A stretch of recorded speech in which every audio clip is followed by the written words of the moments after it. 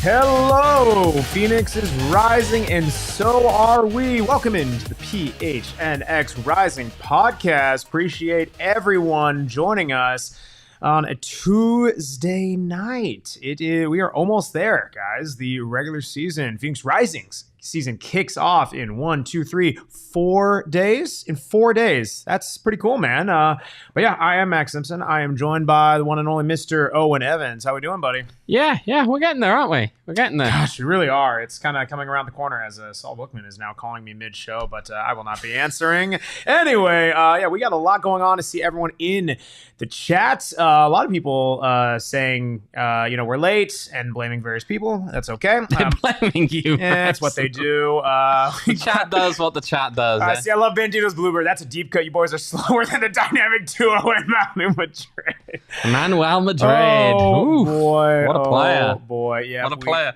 We Top Phoenix Rising player on eFootball at the time, I believe. Wow. Yeah. My word. But hey, we have a pretty loaded show for you guys today. I'm going to be getting into a bit of a recap for those very fortunate people who were in attendance for the Los Dos preseason friendly that Rising played last Friday. So we'll go through that, kind of talk about the preseason as a whole, get into a deep dive Western Conference, kind of looking at where some of the teams made some moves in the offseason, where they finished last year, and kind of how they're looking this year, and get into some other stuff. But a lot to get to today. Let's get in it. And also make sure to hit a like. If you guys haven't already done that, what are we doing? Hit that freaking like button if you're watching. If you're listening, make sure to give us a review on wherever you get your podcast. But hey, without further ado, we will get into it. Phoenix Rising. They played a match of sorts on Friday. Owen, I think it was a combination. Preseason. It's preseason. It is. There were a lot of guys who, as we mentioned, definitely some of those players who maybe, I'm not going to say not going to get a lot of time, but guys who you wouldn't maybe pen into the starting lineup due to a variety of reasons. They were in there, definitely mixed bag. It was ultimately a 2-0 game in favor of Los Angeles Galaxy 2. But, it's, I don't know what you take from that. It's a kind of end of the preseason where it was very much start-stop. I see Devin on the chat. I think that kind of sums it up, and absolutely something kind of match. Yeah. I think, look, there were a lot of things that maybe needed a little bit of attention coming off of that one, some of which don't need as much attention.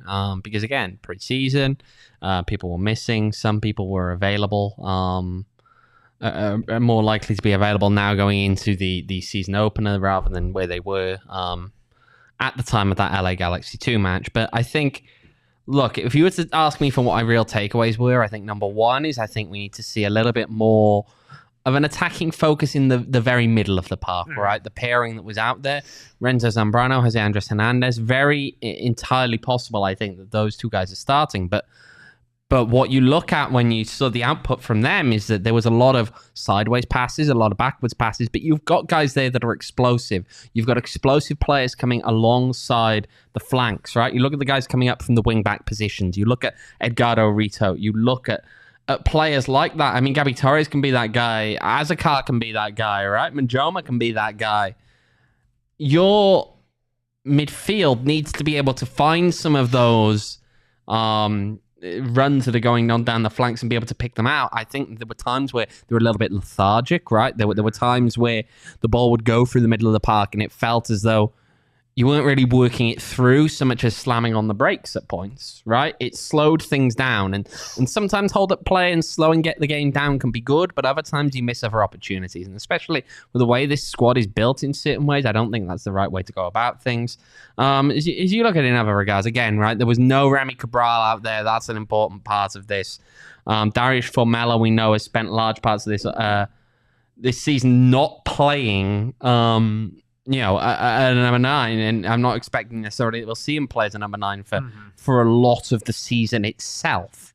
I feel as though what you're kind of getting into at that point then when you're putting him up there as number 9 is different. It's different from what he was used to for a lot of the preseason. He wants to play, I think, in more of a number 10 role. And even, look, there's so much we can go into with the attacking and with how you kind of get into those moments and how you find ways to... Look, when you're getting the ball out wide as well, again, there was another thing, right? They were kind of running into positions where... Or they weren't running. That was the problem, right? They were getting into situations whereby there was not enough movement off the ball. There were just so many things. So many things we could go with. I think it's like the... But again, it's preseason. It's preseason. Yeah. Jacob, go back up real quick. I saw something that caught my eye. Just... okay, wait. Going Matt Pat. The ad board saved him from embarrassing himself, attempted that back heel. Sorry, I heard ad boards and I blocked everything out. I need to see what that was about. But yes, what's up, Jacob? Brother. Yeah. That is not how we finish a show by 7 o'clock.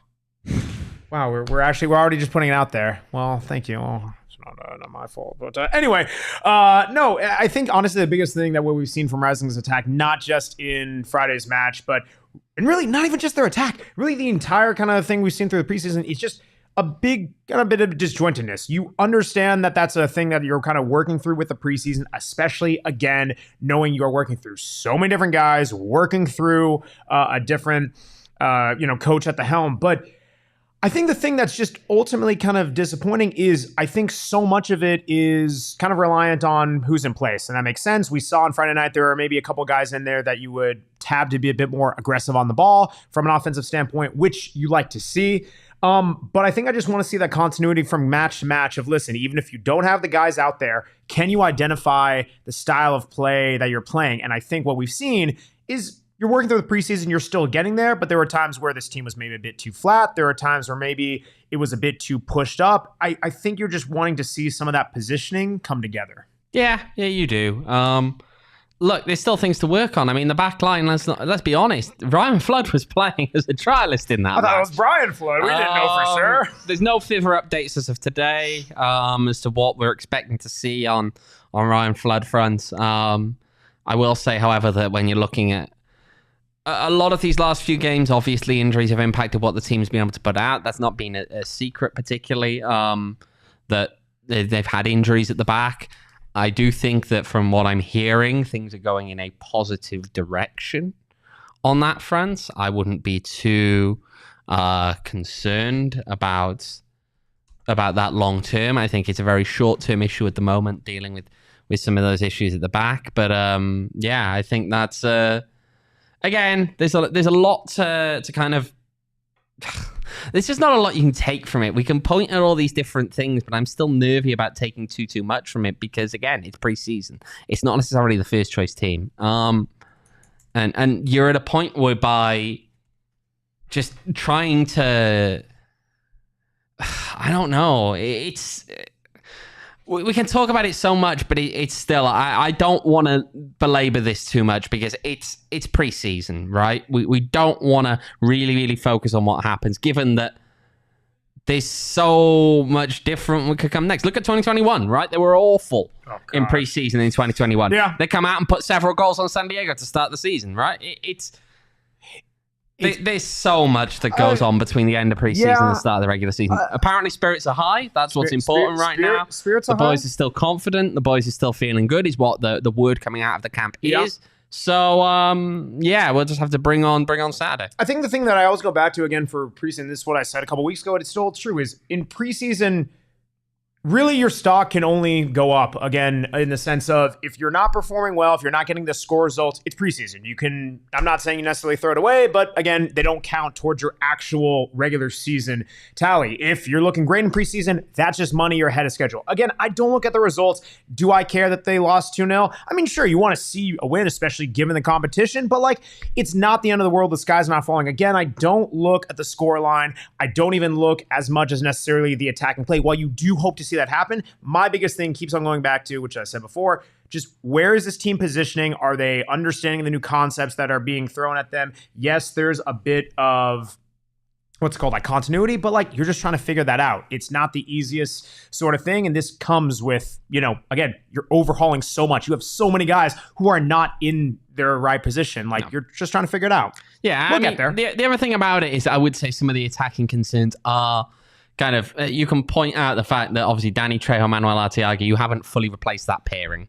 You got to work out quite how that's going to work. So I understand that's also going to be a part of this, right? We've seen those moments in preseason where we're kind of questioning, is the attack going as well as it should? That is going to be a big part of it, but that's not necessarily based on just what we're seeing in games. We could have told you that beforehand anyway.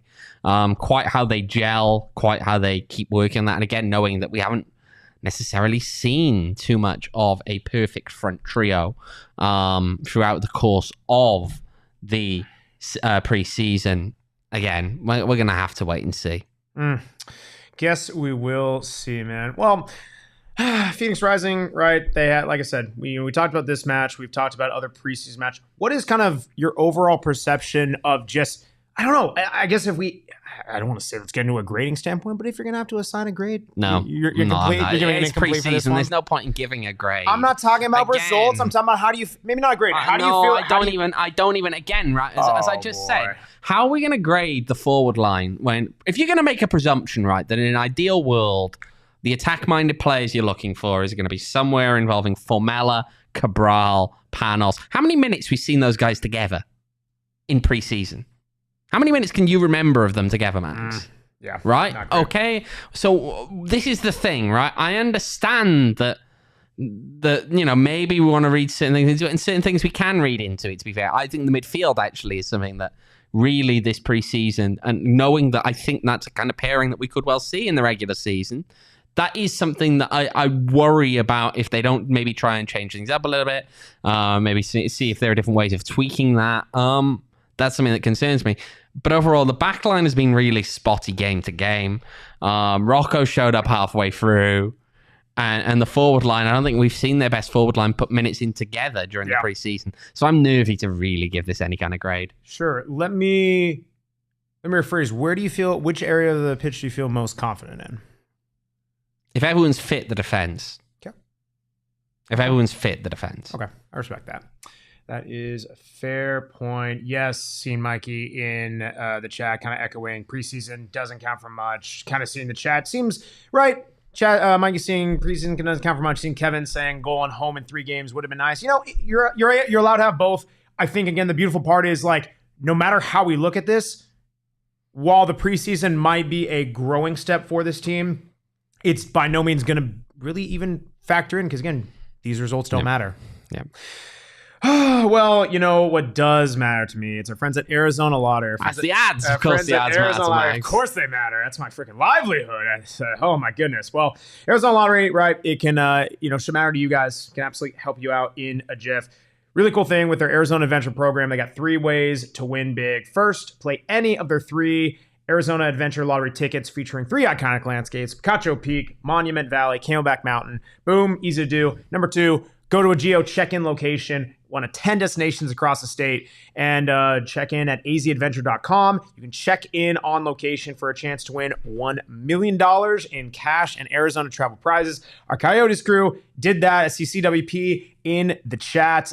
He was there a couple weeks ago, right? Did it, had an absolutely fun time, had a blast with a bunch of Coyotes people over at Hole in the Rock at Papago Park. So you can do that too. And then number 3, you can redeem tickets online for a chance to win, again, those $1 million in cash prizes. All you have to do is visit azadventure.com for more information. And where you can go to buy some of those lottery tickets is our friends at Circle K.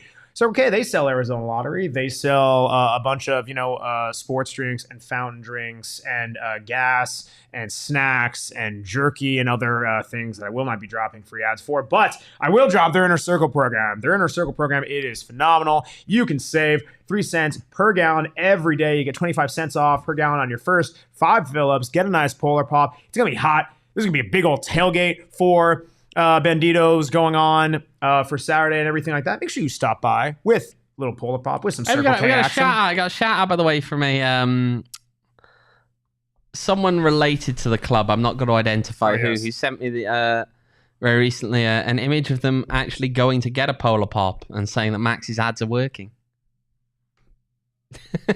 Wait, what? So, someone from within the club at large sent me a thing of them going to get a Polar Pop because of you. That's what they're crediting it on. That's what we call, it's success. No big deal. Proven success. Yeah, I mean, again, the Circle K Inner Circle rewards program kind of sells itself. But join it for free. All you need is your phone number. Just download the Circle K app today. Terms and conditions apply at participating locations. Visit circlek.com for details. All right. I tell you what, we just... you got a little something? Yeah, it was the Max's advertising is working, give the man a raise. Oh, yeah. That's the Polar Pop there. That's really nice. Yeah. Yeah. Oh, yeah. Well, that's cool. That's a nice picture. Ad man at work. I mean, again, we work with cool people, man. Like, it's I don't have to do much. We work with cool people. Go get some Circle K. Get your Inner Circle. You want to save money? You want free stuff? Boom, done and done. All right. Well, let's talk a little Western Conference. Yeah, we're going to look around the league. I know people have been asking for this. People have been wanting to know what we're going to do as we look around the league. We're going to look around the league. And we're going to look at the Western Conference specifically because the USL itself is way too big to really get into, I think, on all fronts during the course. So what we're going to do, we're just going to go through the Western Conference. We're going to take them in alphabetical order. We're going to look at some of the major ins and outs and see what's going on there. And we're going to start, of course, because we're starting in alphabetical order. Up in the mountains, we're going to start with Colorado Springs. Ooh. Finished 5th in the West last season. Now, there's been quite a few moves. You're going to see this kind of graphic for every team as we make our way through them, showing you some of the moves that have been made. And, of course, the big headline move, it's got to be Ronaldo Damas coming in from San Diego. Yes, and I'll point out before we really dive into this, 2 things. Number 1, Phoenix Rising's review will come on Thursday's pod. And the second being, if you are listening on audio, we'll definitely, kind of talk about through some key transfers at a high level, but definitely make sure to check out these lovely graphics. We'll also put on social as well. But I highly recommend watching this on YouTube. But yes, Ronaldo Damas is by far the headline. Shout out to Statlacky Reese for the stats. Last year with San Diego, 32 appearances, 14 goals, 2 assists for the club that is now in a box. He hopes to get into the box with Colorado Springs Switchbacks, scoring them, putting goals away. Right, and he's very much a like-for-like kind of change with Romario Williams there, who's gone on to Hartford. The thing to note, at his peak, Damas is probably a better player, better finisher than Williams. But of course, depends how he ends up getting on with his new side there, how that one all pans out. One I thought that was really interesting, going down from the other Colorado team in Colorado. We're coming in from Rapids 2, and he's coming on loan. It's Yusuke Hanya. He had a really good season with Rapids 2 and MLS Next Pro last season. If you look at the goals that he put up, you look at the assists, double digits in both. Okay, this is someone who I think is a really good prospect coming out of Rapids 2. Much like, of course, you got Remy Cabral here in Phoenix. He's the other big one there coming out of that Rapids 2 team for me. Yeah. And so I'm intrigued to see, how does he link up with Damas? How does that work out? I mean, look, there have been other changes in there as well. Okay, there are other guys who've gone. Obviously, Beckford, Scundridge moving on. But how is it all going to pull together in Colorado Springs? I mean, there was even a change.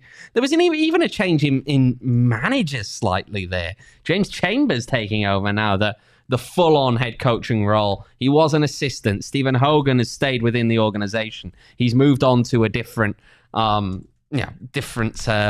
within that club. There's a lot of tinkering there. I don't know if they're overall really taking it to a higher level or not. I think they're right around where they are. Yeah. I think they're, again, a team that you're not going to take them for granted, but I'm not sure that they're a title contender to me.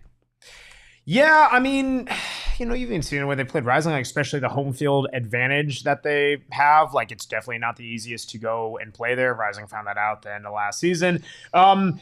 It's always going to be a team where I feel, listen, man, just based on the numbers game, I think they're one that they're always going to be in contention to make the playoffs. Now, if we're talking make a playoff run, no, I don't think so.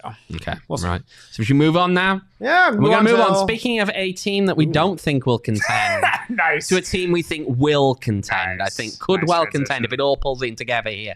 We're going to look at El Paso Locomotive. They finished 7th in the West last season, but Brian Clark going into his 2nd season there in charge in El Paso, and he's making some big moves. Big moves enough that we didn't actually list people who left the club on our graphic here. Yeah. We're talking about the guys coming in. Jamali Waite coming in as a goalkeeper.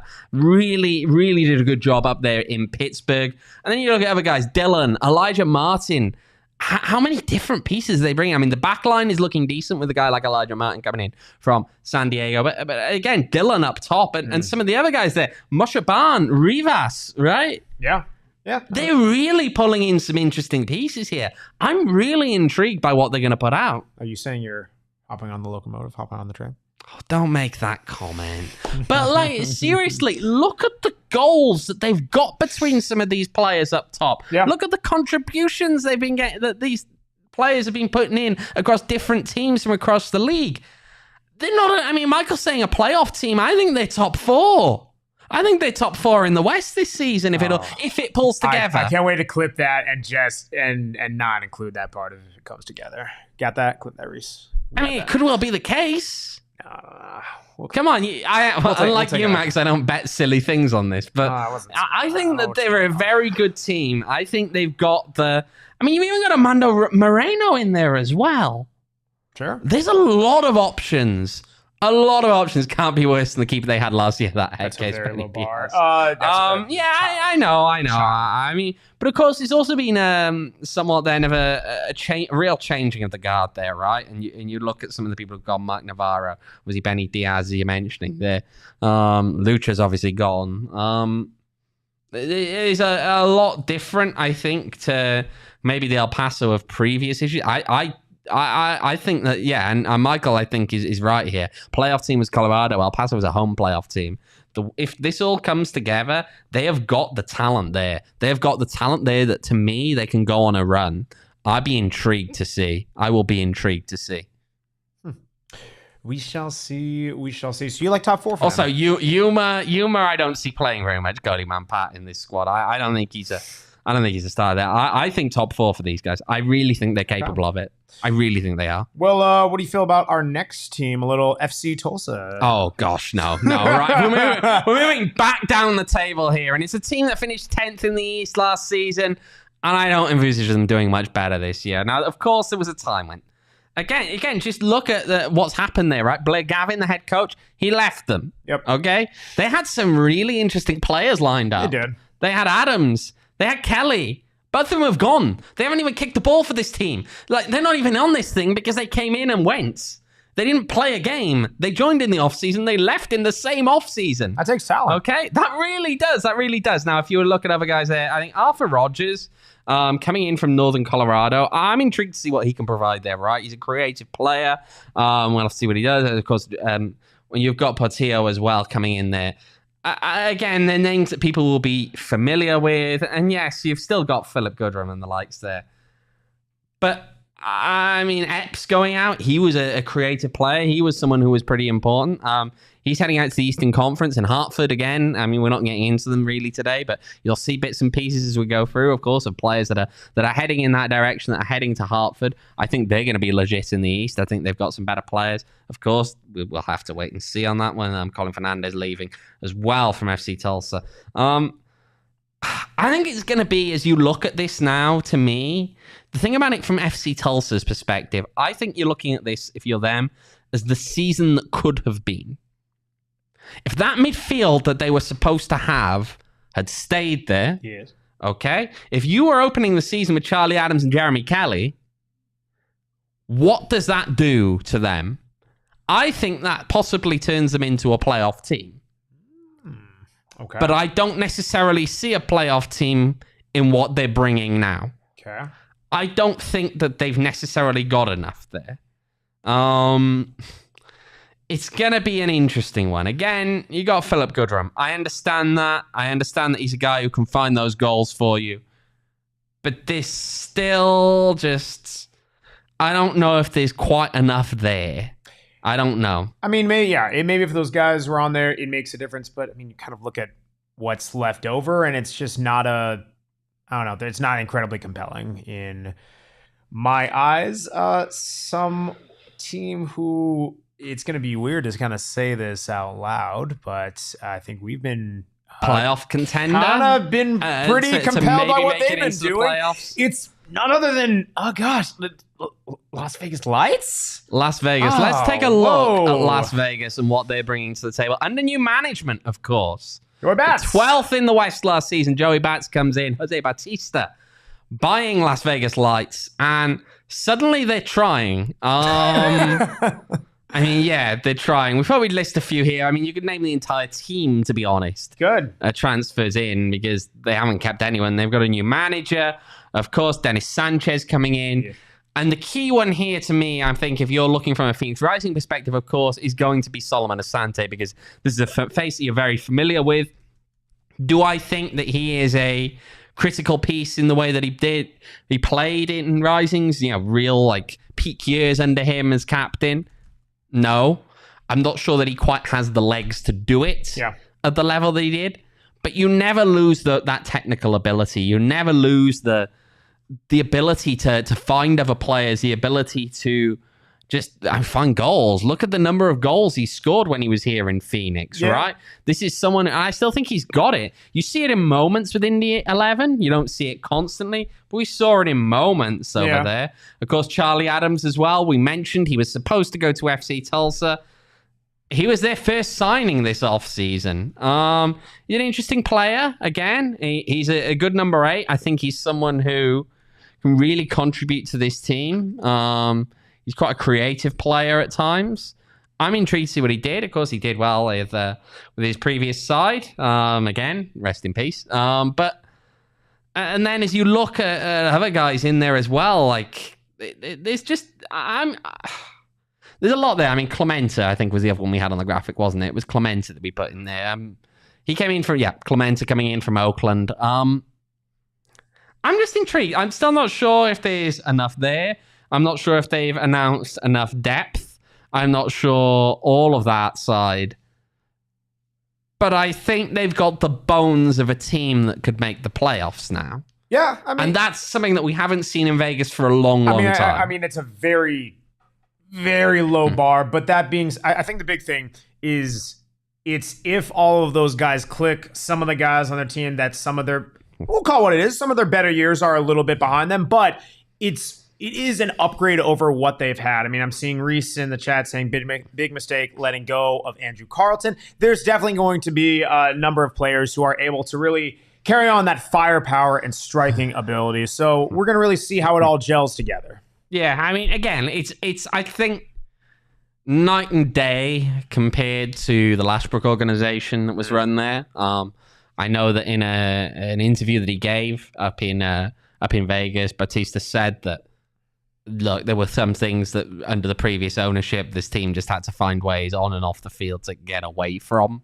I think we can all agree with that. Vegas was a joke in two manners, really. They were a joke on the field. They didn't qualify for the playoffs any single year under his ownership. And when you look at how many seasons he was there for, and remember the fact this is USL Championship, everyone makes the playoffs. Okay, that's a real testament to how committed to being atrocious they were up there on the field, but off field as well. They were a joke, right? I mean, it's no surprise that again the front office, I think, was dysfunctional, and by dysfunctional I mean it was Brett Lashbrook.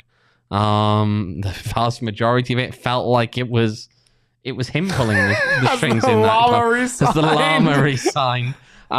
We don't yet know if Dolly Llama will be back for the new season. We'll have to wait and see. This is a professional podcast. This is a real serious question. Maybe we'll have to tweet at Lights later and see. Llama. Well, we will see. We'll see on that signing. Vegas has made plenty of notable ones, as well as the next team on our list, Memphis 901. So Memphis 901, much like Tulsa, they're a team coming over from the East because of the way that everything realigned here. And look, I think when you're looking at Memphis, there are some positives I think that you can have. There are also some big negatives, and the big negatives right there, you're looking at those two transfers out. Aaron Malloy, this is a guy, I tell you what, you go around the league, you speak to players about people they think are underrated in this league, and the first guy they're going to point to is Aaron Malloy. He is one of the highest regarded midfielders that I ever hear people talking about, really, when you speak about people inside the league. He doesn't always have the flashy numbers to show for it. But I tell you what, you watch what he does, you watch the talent that he has out there on the field, in that midfield, huge. Kelly, someone who was supposed to go to Tulsa, he ended up instead. He's at Crawley now, didn't you? At Crawley Town, apparently. Oh my. Made the move over there. Again, one of those guys who was supposed to be in Tulsa, didn't work out. But as you look at some of the incoming, though, for Memphis, Nico Brett coming on from Birmingham Legion. Someone who... When you get into it now, Nico Brett, I know there's a song about him, isn't there? That New Mexico United fans used to like to sing. Oh boy. A little bit cringy, but there are still ways that they can. I don't think they're out of this, right? They've lost some big pieces, yes, but there's some other talent that's still remaining in that squad. I don't know. There are questions to be asked. We'll have to see again. We don't know quite what they're going to be capable of achieving this year again, because you've taken two really important players out of there. The question is, how do they fully replace them within or with external players? Yeah, Nico Brett's an interesting one. Definitely a guy who, gets around the goal last year, 32 appearances, 12 goals, and 3 assists. But even when he's not scoring, he just has that presence about him very much for USL standards. It's not going to a guy who's necessarily lighting the game on fire every single time, but he's a guy who factors into a match. He's appearing. You like his chances of at least getting around the ball. So that's an upgrade for them. But I agree. It's going to be interesting, especially how they're integrating new pieces. Tyler Derrick in the mix as well, former RGV keeper. So we'll see. It'll be interesting. A lot of transactions there. Next team on our list, we don't really have much. Monterey Bay. Yeah, Monterey Bay. Wow. Frank Yallop's got his work cut out for him here. Ooh. I'm intrigued with this one, right? First, let's start with the good, right? Tristan Traeger coming in. Okay, this is a guy who we know what he can do from his time with Charleston. I think he's someone who's... It's interesting to me how he's gonna handle things out here on the West Coast. But again, we'll see. We'll see on that one. He's joined by Ahmed, who's coming down from... just a little bit up the road, but again, how will those two kind of fit in that number 9 role there in Monterey Bay? That's a question for me. But you look at some of the pieces that have gone, right? Ugo Akoli, Christian Valesky, he's gone to Halifax. Sam Gleadle, someone I know you're really quite high on. Former Reno 1860. Oh, there we go. We get the reference in there. No, but honestly, that's a big loss. It's a guy burned for pace. Valesky, also a guy who it's like adds a little bit of beef up there up front. It's interesting. I'm curious. This team finished 11th last year. Do they improve on their position? No, I also agree with you. I'm not convinced. No, I'm really not convinced by what Monterey Bay is offering. It's nice look. It's a nice place. Yeah. I'm not convinced at all in what Monterey Bay are offering. And speaking of which, Rising's game against Monterey Bay it's been picked as one of the national selections, hasn't it, now for the Galazo network. Intriguingly enough. But that was named views today. Rising's away game there at Monterey Bay on the second match day of the season. We'll be on there. But again, I am not convinced. Not convinced when I look at this list of guys that they've got coming in and the guys they've got going out. I'm nervy. Gleadle's gone on to bigger and better, really, in terms of going to Louisville, right? A team that consistent, persistent contender in this league, in the Eastern Conference. But are they doing enough to replace some of what they're losing? I'm not fully convinced that they are. And they weren't good last year. So, from my perspective, you want a team that are potentially now with Vegas taking things a little bit more seriously, you want a team that could be a contender for the wooden spoon. Monterey Bay could be that team. Okay. Well, Monterey Bay in contention. Now for a team that Rising fans would like to be a contender for the wooden spoon. Monterey Bay in contention for the wooden spoon. And then, then you have one of Rising's the more notable opponents, and one that's going to be one of those earlier home games. It is New Mexico United. Yeah, it is. I've kind of gone through some of the signs. There's been a lot of movement in, a lot of movement out.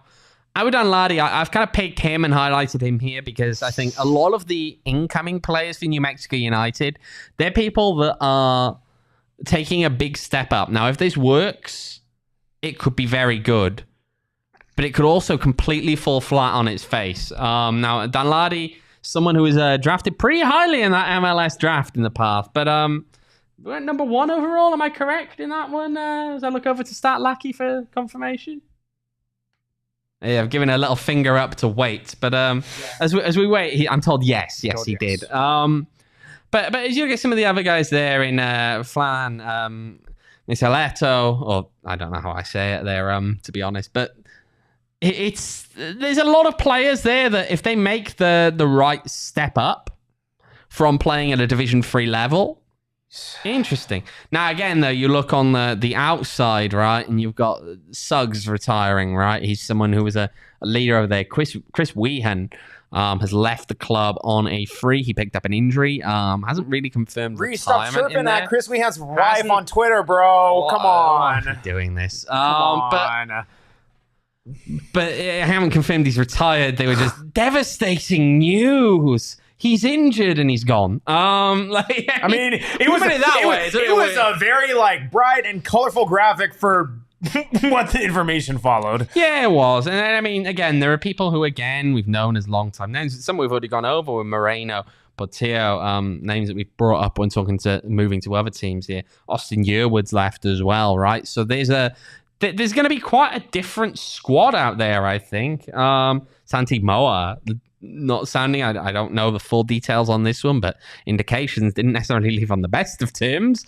But we'll have to wait and see. Yep. I think what they've done, they've gone on recruiting players from who've done all right at a lower level, and they're betting on them to make the step up and make that jump. Whether they're right to bet or wrong to bet, we'll find out in a few weeks' time, I'm sure, when we start seeing how they look. Guess we will. Another team that we'll have to see how they look and how they shape up. Oakland Roots. Let's have a look how Oakland are doing. Yeah, now I'm not sure what I think of this Oakland team. If I had to be perfectly honest with you, they're going to have Mishna Sheri up top. As you look then to some of the other positions, they've made changes in the back line. I still don't think the midfield was great last year, but they're sticking with it. I don't think they've done enough. They weren't a great team last year. I don't think they've done enough to address that. Who do you look at? I mean, again, Sherry is someone who got goals in the CONCACAF Champions League. He was playing with Violette in Haiti. Okay, that's where they've picked him up from. Are they doing enough to address all the deficiencies this team have? Let's just. I mean, when you look at the midfield, have they done anything to that midfield? No, not really. I mean, nothing that's earth-shattering. No. So I'm struggling with this team. I see changes at the back. I see obviously the addition of the forwards, but I don't think there's enough. This is a team that finished 10th, guys. Why do you think that you can just be mediocre one year and then come back and try and do the same thing and think, great?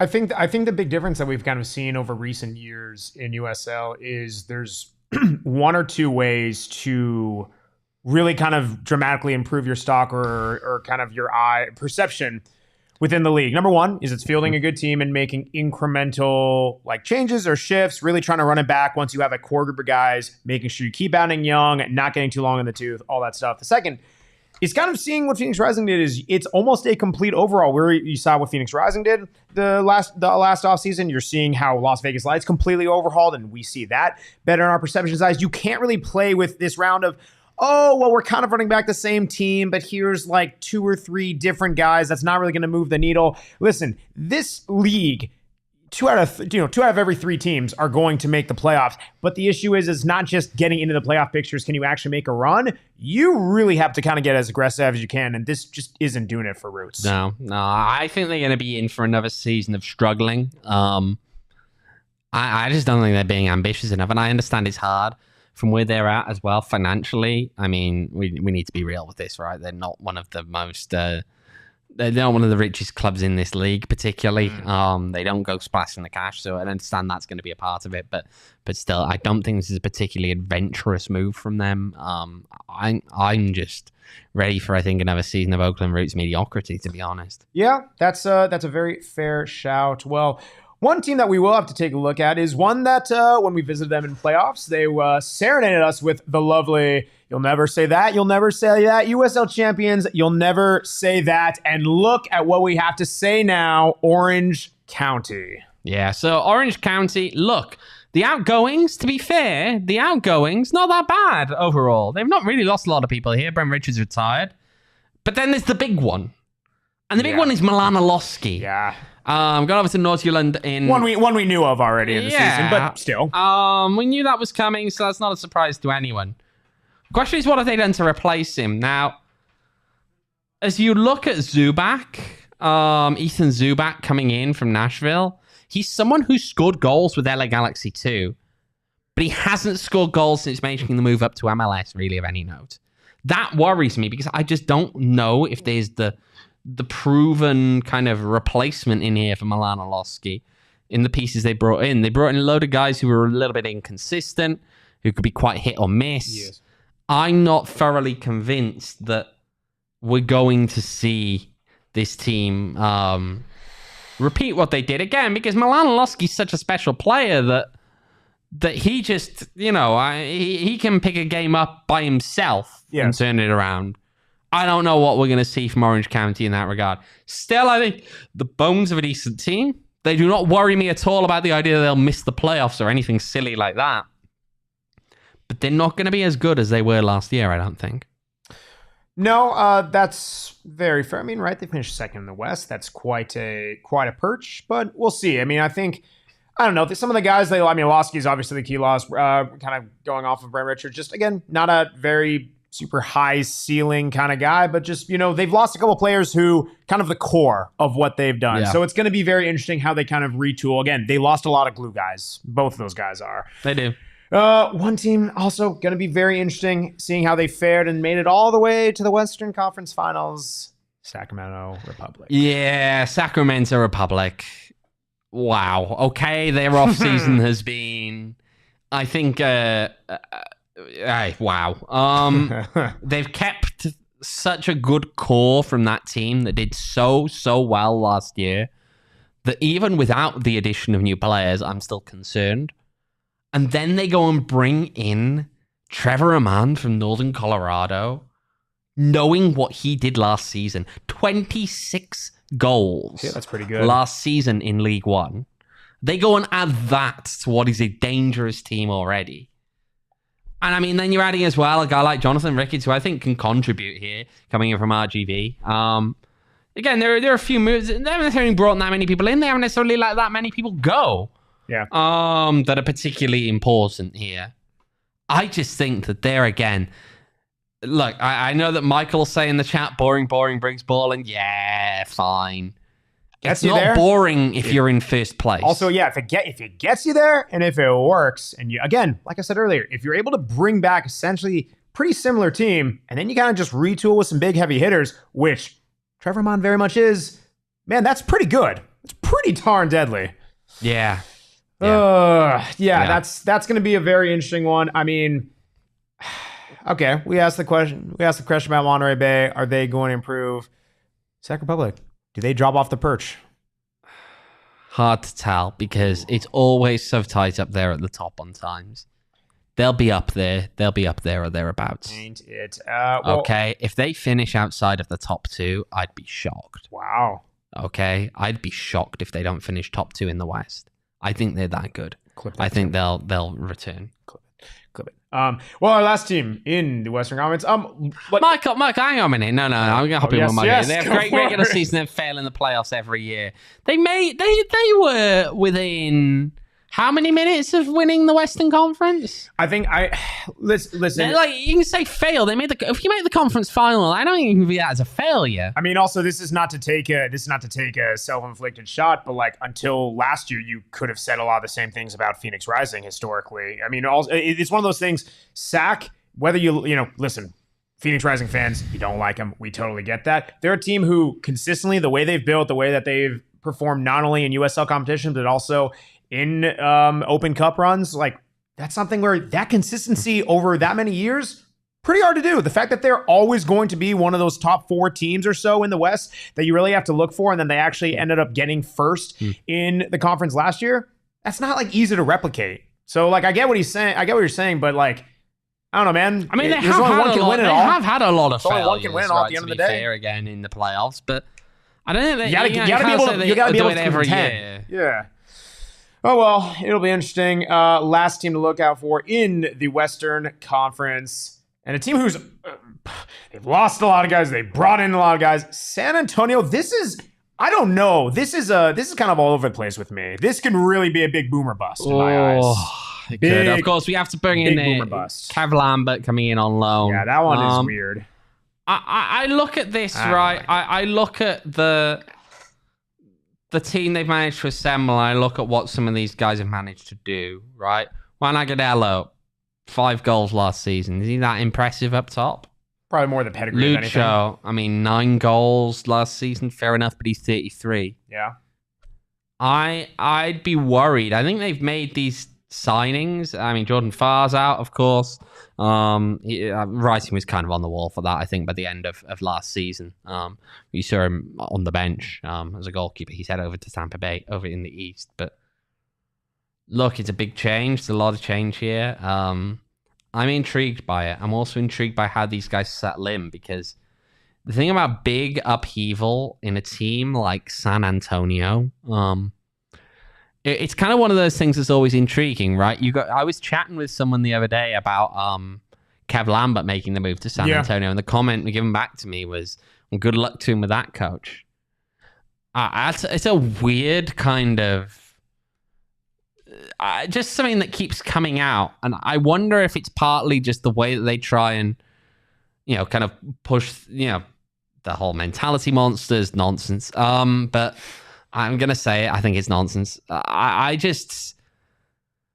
There's so much to that I'm intrigued. If a team's settling well with him over there, I think you'll have an all right side. But I'm never quite fully convinced that Alan Martinez going to have I don't know. I mean, I'm probably one of the least sold people on him, media-wise, that you'll hear, because a lot of people say positive things about him, and I'm not in that camp. I find that you hear a lot of things often on the way that players can be overworked, like when they've had injury crises, and I don't know. And I, again, wonder if how much of that, when it comes down to it, is just how well is this team going to settle in with him? And I think that's also an important part of this. Yeah, seeing... and they got a quite gobby fan base as well, which isn't a bad thing. There you go. Not a bad thing. There you go. But it does also make things harder, as we've seen in Phoenix when they've had teams that have struggled. It makes things harder. Yeah, addressing some of the people in the chat. First off, Devin, I love to see Wemby. If you want to see Victor Wembanyama, if you want to talk about Victor Wembanyama, go to the PHNX Suns podcast. They're doing pregame starting at 7:30. Go there on YouTube after this. We're in a Wemby chat in PHNX Rising podcast. Thank you very much. But he's a freak, Max. He is a freak. No, I'm not even going to. No, we're done. We're kiboshing that right now. Number 2, see Ben Dudo's Bluebird in the chat. Lambert still hurts, particularly with our injuries at the back. Yeah, I mean, listen, I put out a poll a couple weeks ago of which one was more weird, seeing Kev Lambert with San Antonio or Solomon Asante with Vegas, and both are kind of give you a weird feeling. Maybe Solo a bit more of an ick being with Vegas, knowing Vegas. But yeah, Kev definitely hurts knowing where he's at in his career and kind of knowing where we could use the help. And then seeing as well Smith Video Production, talking about Juan Agudelo. Agudelo has never been a big goal scorer. Skillful, yes, but putting the ball back in the net often not really. True. Yep, that's true. But again, it then comes down to, okay, so where are you building the goals around him? That's always the question then. Yeah, it's this one for San Antonio, I could definitely very much see them like, making the playoffs. Top 4 isn't out of the possibility, but I would say it's probably not. No. I think it's probably not. I dare say this kind of looks like it's going to be disappointing. It's going to be a disappointing season. It's a transition / kind of rebuilding year for them. It's going to be a disappointing season for them because they've gotten accustomed to success. And I don't think they're going to be a challenger this year. They have gotten accustomed to a success, just like our friends at OG's Brands. Our friends at OG's Brands, we already know they're accustomed to success because they are the best THC scratch-made gummies in the game. Arizona's made. They have 2 new products. If you haven't checked them out already, what are you doing? They got the live rosin and the RSO, the Rick Simpson oil infused. They are the OG's Naturals and the big OGs. That's what they called Owain in college, the big OGs. OG's Naturals. Why do you keep making these up, Matt? That's what I heard, man. You said it about yourself the last time many times. I guess we had the same nickname. That's kind of crazy, man. The OG's Naturals, they're vegan gummies with live rosin available in that sweet clementine flavor. Meanwhile, the big OG's gummies, it's the mega version of their Pegs RSO. Got 100 milligrams of THC perforated into 10 slices. It's like freshly squeezed juice kind of taste. It's delicious. We all love OGs. I got the minis, the sleep edition, everything like that. To learn more about OG's gummies, where you can find them, unlike hitting me up for free stuff, which so many people do, head on over to ogsbrands.com. Follow them on all socials at OG's Brands. And of course, you must be 21 years or older to enjoy responsibly. Also, you got to be 21 years old. 21 years or older to enjoy our friends at Valley Taproom when you're having a nice beer at Valley Taproom locations. Of course, you guys can be there. We've had Phoenix Rising watch parties there. We've done some World Cup watch parties there. Doing more stuff at Valley Taproom. They have 2 locations. Last time we were talking to you guys, we've done events at their Gilbert location. They now have a Queen Creek location. Check them out. They always have music, food trucks, trivia, bingo. They just celebrated their 2-year anniversary at their Gilbert location. I had a beer. A couple others at PHNX had a beer there. It was fun. Check them out. They have a great food menu, 30 rotating beer handles. Of course, 4 Peaks is there. Wines, slushies, everything like that. Go check them out. Follow them on all socials at Valley Taproom. Okay. Yeah, it's Max is getting a tattoo. Okay, we're going right to that, aren't we? We're going right to it, aren't we? Thank you, Samantha. That's Samantha in the chat thanking Adman. Something tells me that was not sarcastic. What are you talking about? What is? Thanks, Adman. You think she she's was being sarcastic? You think she was? Samantha is my love in life. She would definitely not be sarcastic. Definitely sarcastic. Right. Now, Max, you're getting a tattoo. Sam, comment in the chat if you're being sarcastic or not. Thank you. Anyway, yeah, I'm getting a tattoo on Thursday. I'm actually looking forward to it. There's only one way you can watch the tattoo. And how is that, Owen? Yes, if you want to watch live, and we will be hopefully adding some commentary in and all kinds of fun things, you got to become a diehard. Yeah, look on screen. It says become a diehard. How do you become a diehard, Owen? You go to gophnx.com. Can we drop that in the chat, producer Jacob, please? Yeah, it's gophnx.com.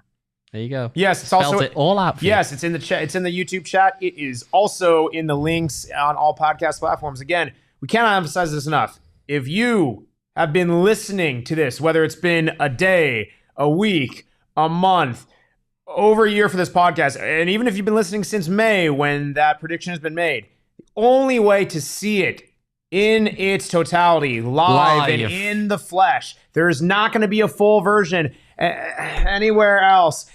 You need to become a diehard today. That is where you can go and watch it. Go to gophnx.com, sign up for a diehard. You can go to the PHNX locker as well, but go sign up, become a diehard. You get a free shirt upon membership. You get discounted stuff. And again, the big thing that everyone here has been waiting for so patiently, you get to see me get a tattoo. He's getting a tattoo. It's going to happen.